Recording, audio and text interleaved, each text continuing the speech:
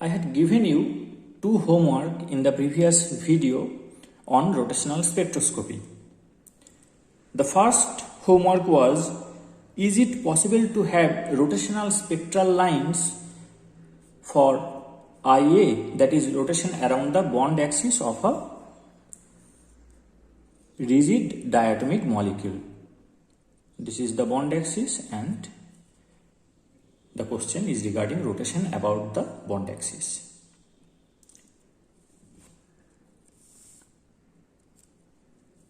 What is the difference in energy levels?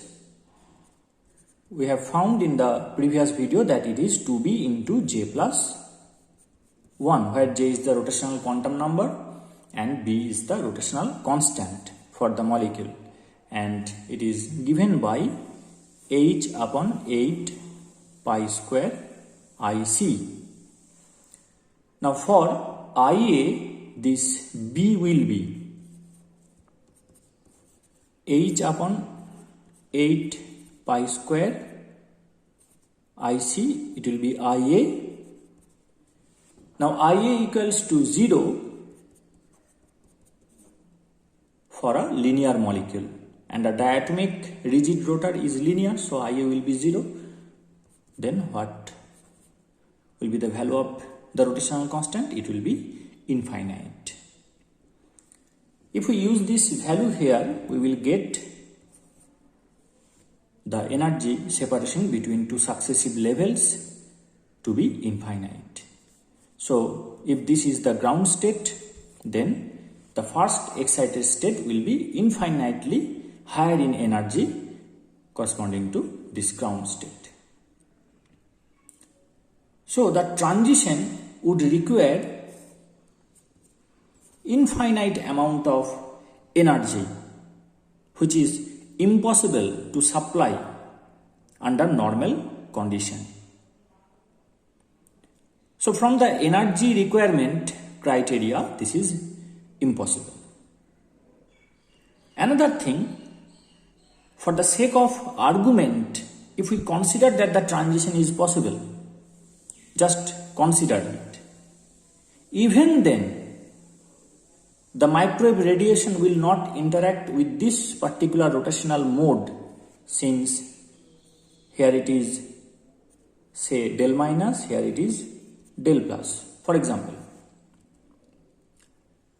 Then for this rotation, for such rotation along the bond axis, this will remain here, not move with time. This will also do not change its location, so the dipole moment will not experience any oscillation. So one restriction is from the energy, that infinite amount of energy cannot be supplied.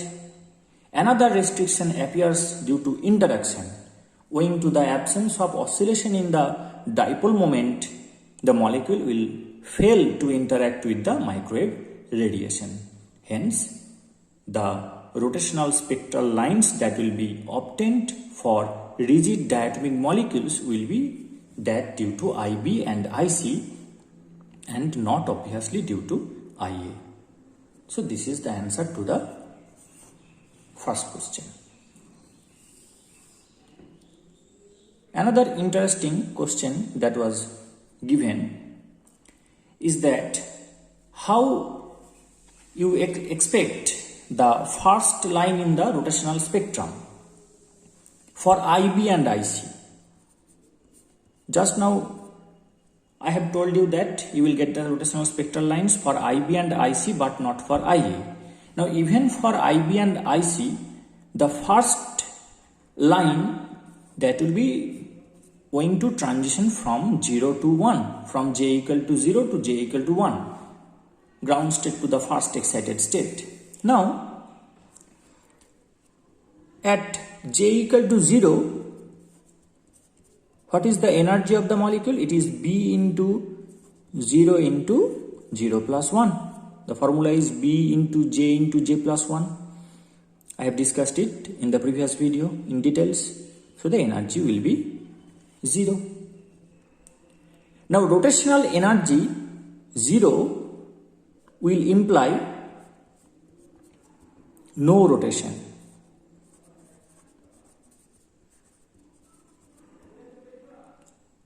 If there is no rotation, then it will imply no oscillating dipole associated with the rotational mode. It will imply no interaction with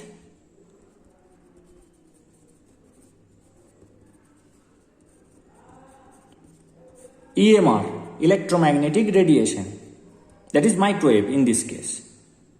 So if there is no interaction, then what we will get? We will get no first line in the spectrum.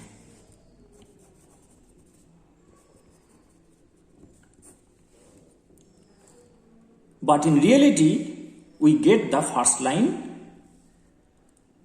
in the rotational spectrum of any diatomic molecule, of any heteronuclear diatomic molecule. Heteronuclear means dipole moment is necessary. So this is our prediction, theoretical prediction, that the first line must not appear, but it actually appears. How is it possible? The molecules which respond to rotational spectroscopy are like carbon monoxide, HCl, etc., which have permanent dipole moment.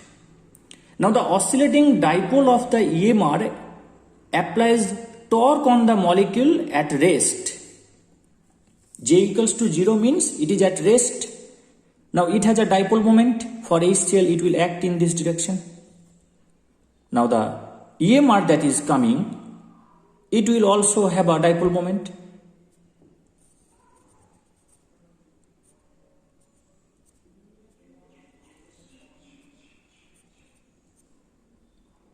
Now this electric field and this electric field, two dipoles can interact with each other.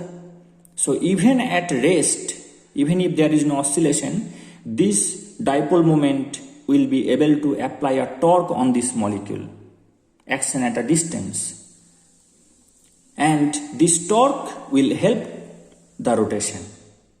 And then the energy transfer will occur and it will be excited to the first excited state. Hence, we have the first line of the rotational spectroscopy in case of diatomic molecules. Since we have obtained the rotational spectral lines,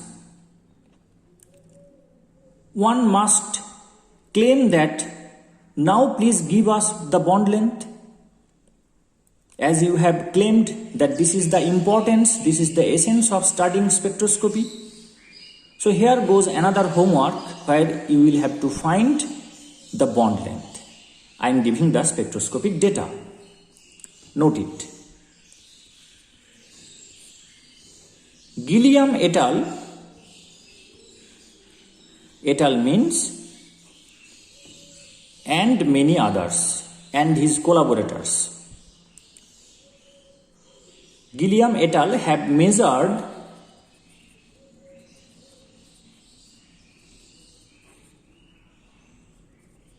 the first line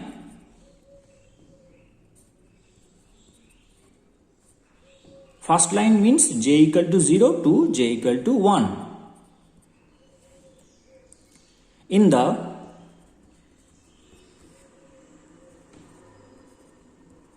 rotational spectrum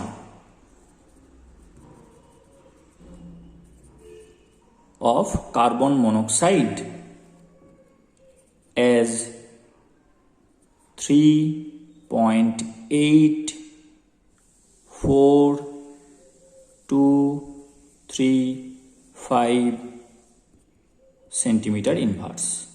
3.84235 centimeter inverse. Predict the bond length of carbon monoxide from the above spectroscopic data and post in the comment section.